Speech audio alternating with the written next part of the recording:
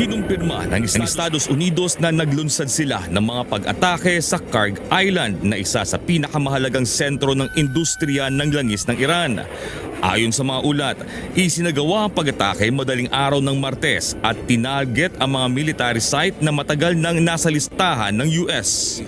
Having talked to Pete and General Kane about this, is that we were going to strike some military targets on Kharg Island. I believe we have done so. Nilinaw din ito na ang pag-atake sa Kharg Island ay hindi pagbabago ng estratehiya ng Amerika kundi bahagi ng patuloy na operasyon laban sa Iran. Binigyang diin din ito na hindi pa target ng US ang mga energy infrastructure maliban na lamang kung hindi susunod ang Iran sa mga negosasyon. Ang Kharg Island ay nagsisilbing pangunahing export terminal ng langis ng Iran kung saan dumaan ang malaking bahagi ng supply ng krudo ng bansa sa pandaigdigang merkado. Kaya't ang anumang pag-atake dito ay may malaking epekto hindi lamang sa Iran kundi sa global oil supply. Habang tinatarget ang Kharg Island, sunod-sunod din ang mga pag-atake ng US at Israel sa iba pang bahagi ng Iran. Kabilang sa mga tinamaan ang mga paliparan, petrochemical plants, gas facilities at mga riles ng tren.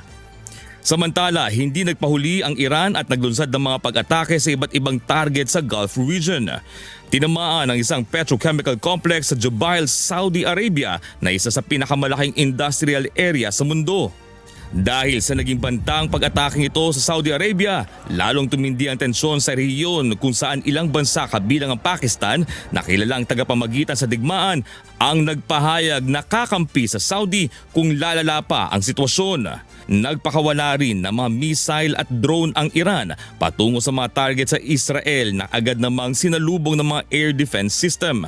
Habang lumalawak ang labanan, ilang bansa sa Gulf ang naglabas ng mga babala at nagpatupad ng mga hakbang pangkaligtasan para sa kanilang mga mamamayan. Sa ika-40 araw ng labanan, tinatayang dose-dosena ng mga mahahalagang energy, oil at gas facilities sa buong gitnang silangan ang nasira o naantala ang operasyon. Kasama sa mga napinsala sa digmaan ang Ras Tanura Refinery sa Saudi Arabia na isa sa pinakamalaking crude processing facility sa mundo na may kapasidad na mahigit 550,000 barrels kada araw. Kasama rin ang Samref Refinery at mga pasilidad ng Saudi Aramco na pansamantalang huminto ang operasyon dahil sa mga drone attack. Sa United Arab Emirates, naapektuhan ang Ruwais Refinery at ang Habshan Gas Processing Facility na kapwa mahalaga sa supply ng langis at gas sa rehiyon. Tinamaan din ang Ras Laffan LNG facility sa Qatar na isa sa pinakamalaking liquefied natural gas export site sa mundo na nagdulot ng malawakang sunog at pagkasira. Sa Kuwait, nasira ang mga pasilidad ng Kuwait National Petroleum Company at mga refinery sa Mina Al-Amadi at Mina Abdullah matapos ang sunod-sunod na pag-atake. Hindi rin nakaligtas sa mga pantalan at export terminal kabilang na ang Fujairah Port sa UAE, Yanbu Port sa Saudi Arabia at Shahid Haghani Port sa Iran.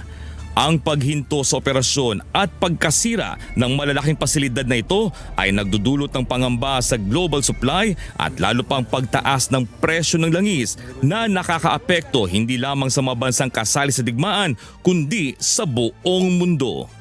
Jack De Ocampo, humahataw sa balita ngayon.